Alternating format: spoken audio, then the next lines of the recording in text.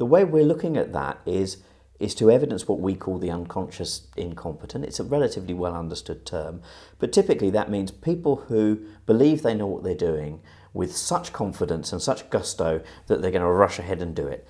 And we find, or have found over 25 plus years of analysing vast groups of people, that the metrics are consistent. We find that 30% of any group of humans at any point in time have at least some part of their role or function or responsibility that they fundamentally misunderstand but are hugely confident in their knowledge and the application of that knowledge. So that's 30% of any group of people at any point in time are at least in some point unconsciously incompetent. They don't know what they don't know.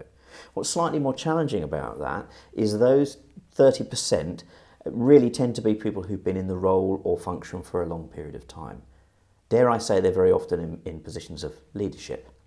And why is that? Well, that's because people move past the process of learning into the process of automaticity, into the process of actually just doing what they do. Put yourself in the shoes, perhaps, of a surgeon who spends many, many years having to work their way through medical school, constantly being stress tested, constantly being examined, that whole process of self-examination. I don't know what I'm doing, etc. Then they get into the theatre and it becomes effectively a production line.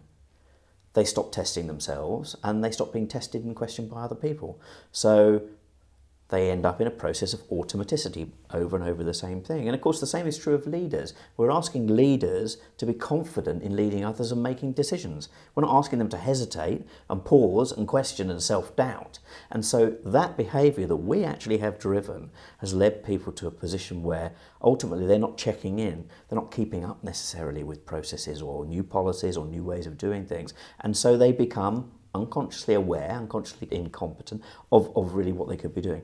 And they're leading others.